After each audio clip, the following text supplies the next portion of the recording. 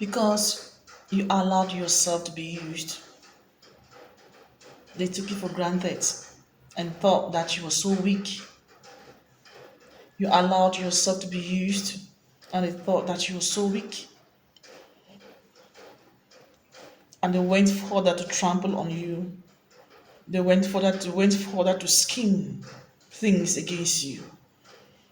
They went further to deploy certain means on how to get to you even deeper and deeper and deeper and deeper and deeper.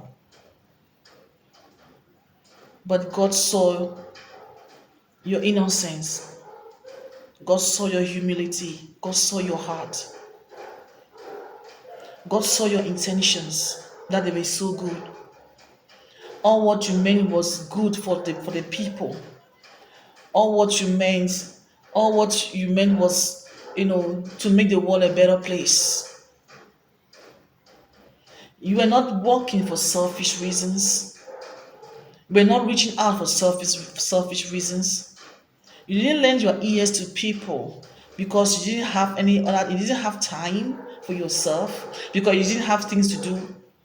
You didn't give them your attention because you were idle. You didn't, offer yourself to them because you were lacking someone to give your focus, your attention to. It was because of the love of God in your heart and in your life that you felt pity for some people and you decided to put yourself in position to be used by God.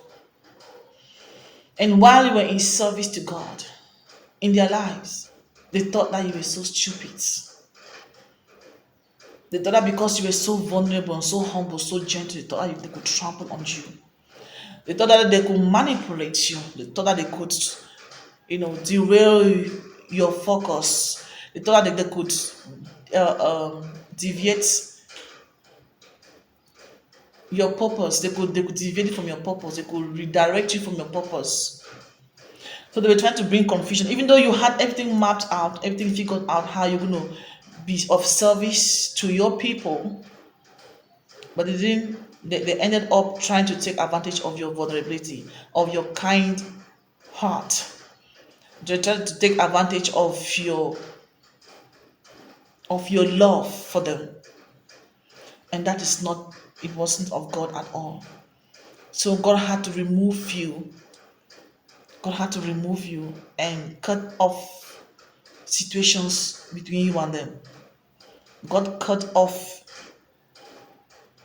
yourself because no matter there was supposed to be a length. God had given you a frame of time, a length. A time frame that you were going to be in some people's service. You were going to be in service to some people, but they abused that timing, and God had to cut it short. God cut the timing short, and that is why everything ended between you and them. Jesus. They are just like an open book in front of you. God has given them to you as an open book to read them, to read what they have been trying to do against you, to read their minds towards Jesus. Oh my God. Some of you are not happy about how you were being treated by the very people that God had assigned you to be of service to them. And it's actually hurting, right? I'm speaking to you, prophets. I'm speaking to you, prophetess. How you've been trying to relate with your people and how they have been reacting towards you, how they've been coming at you. You went with them with peace, with love, with faithfulness, with grace in your heart. But they came towards you with wicked hearts, wicked intentions, with schemes to get to you. What did you do? You didn't do anything to merit this kind of treatment. And God had to preserve you. God had to protect you. God had to protect you. God had to protect you. Do not ask questions to why God had to stop situations from going forward. Do not ask questions to why God had to. You thought you were doing everything right, but why all of a sudden you were struggling to do it? Do not question God. God had to use the foolish things to shame the wise. 1 Corinthians 1 verse 27. But God chose the foolish things of this world to shame the wise. God chose the weak things of this world to shame the strong. God chose the lowly things of this world and the despised things and the things that are not to nullify the things that are, so that no man may boast. Let all man be a liar, but let God be true. We cannot take God for granted. Cannot take God for granted. Hallelujah. We can't take God for granted. We can't take the things of God for granted. You followed instructions in doing some things. But along the line, there was this abuse that took place along the line. And God said, no, please, you've got to hold back. You've got to rethink your steps. Yes, it's a purpose. Yes, that's what you're supposed to be doing. Yes, you were on track, you were on the right path. Yes, you were doing everything right. But God had to halt it because He saw the invisible. He saw the invisible things that were going on that were only going to cause harm towards you.